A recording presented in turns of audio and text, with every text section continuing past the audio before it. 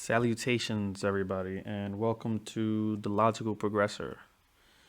Um, so last week, Biden won the presidential election, and I want to get into what's happened after that. I mean, at least I know that a lot of you know that he won, and a lot of people are very confused about what it means when a president wins the election. They think that he will somehow go straight into power right away, but that isn't the case. It takes a couple of months for the transfer of power to happen. Usually occurs in January. But on the first note, Donald Trump has decided that he is going to refuse to concede the presidential bid. And his reasoning for it is that he is claiming, and his campaign is claiming, that there is fraud happening, although they have absolutely no evidence of it. I mean, it's not beyond expectation, though. I mean, we all knew this was going to happen. And my first video, I explained that this was going to happen. The crazy thing is that even Fox News cut his speaker off while she was trying to explain that there's fraud and that every vote needed to be counted, even though every vote did get counted. But Fox News even told him, no, this is wrong. We can't, in good faith, promote something that is absolutely false. If they had any evidence, then we could, but they don't have any evidence. And that's saying something. When Fox News decides to go against Donald Trump, that is saying a lot. So he's refusing to concede. And the crazy thing is that there's been a lot of doctored information out there. There was a case where they had a poll worker. It was a video of a poll worker. Allegedly, he was throwing away ballots. And what really happened was something completely different. I mean, if you go to PolitiFact, they did a story on it, and they have they had the video, they had the fact checking methods that they do, and apparently what he threw out, what he discarded, was a piece of paper that had the voter instructions on it. As I don't know if any of you guys know. I mean, probably, Trump supporters don't know because they weren't doing voting by mail. They decided they wanted to vote in the polls. And if you voted by mail, you would know there are voter instructions inside the envelope. You're not supposed, I don't remember correctly, but I know that you weren't supposed to put the instructions inside the envelope. And I guess somebody did. And the video simply shows the man throwing what the papers that were in there, which were the instructions. He was removing it. So if you guys want to check that out, I'm going to show it real quick. Let me see.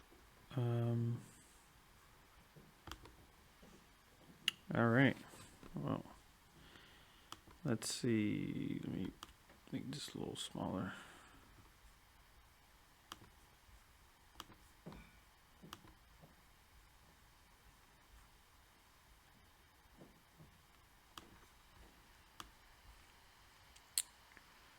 It right here.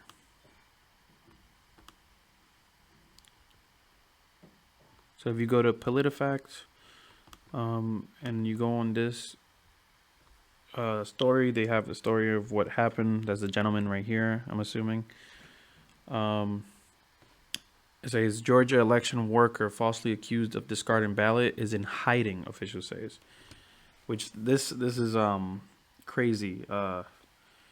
Apparently they got information of his house, his car, and the man literally can't go home.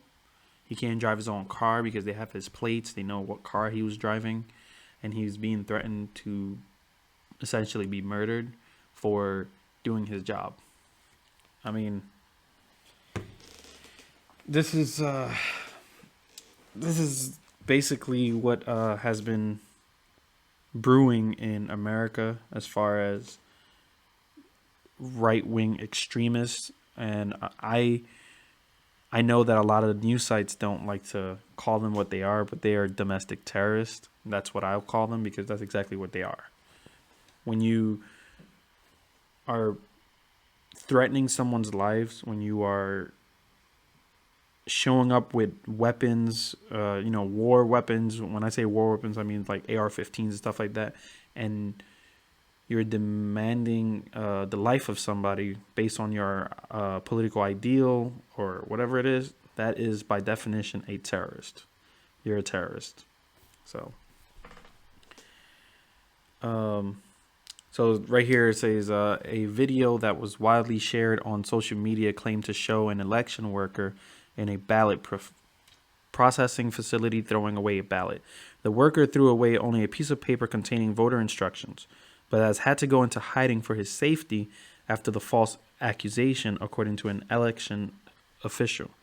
The November 5 Instagram post of the video was flagged as a part of Facebook's efforts to combat false news and misinformation on its newsfeed. I mean, it speaks for itself. It speaks for itself. What we're dealing with in America is something that we have been dealing for a while, and it's a white supremacist, just white supremacy terrorism. That's what it is. This isn't the only case. I'm gonna get into that a little bit later and show all the cases that have been happening recently. Even here in Philadelphia, I mean we've seen things in Philly that have pretty much shown what the Trump era did. It wasn't that these people started showing up. They've always been here. I mean, you look back. There were, Dylan Ruth. Dylan Ruth was the person who went into an all-black church and murdered or massacred a bunch of people. And he did it for white supremacy. He was a terrorist.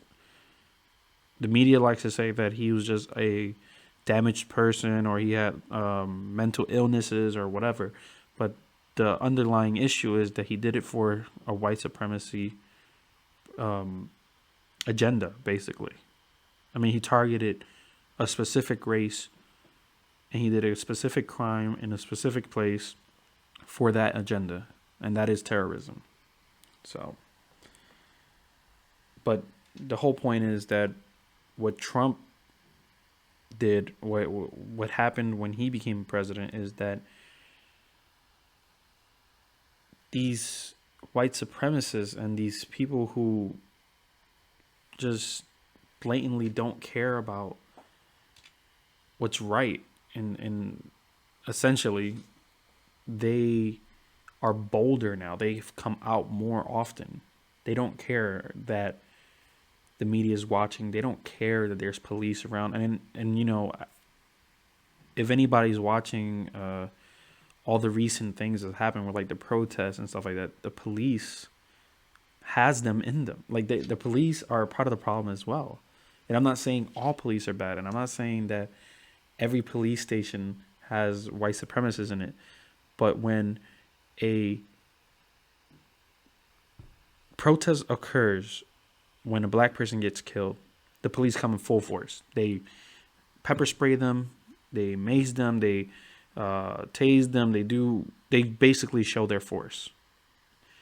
When you have white supremacists storming a Capitol building in Michigan, the police did not treat them the exact same way that they treated the Black Lives Matter protesters. In Michigan, these men had weapons. They were all armed with AR-15s and all sorts of like powerful rifles, and they didn't get the same treatment. And it's obvious. It's obvious why. Because you have people in the police community that don't care when a white supremacist does anything, because that's who they cater to. They cater to white supremacy in America. That's literally what it is.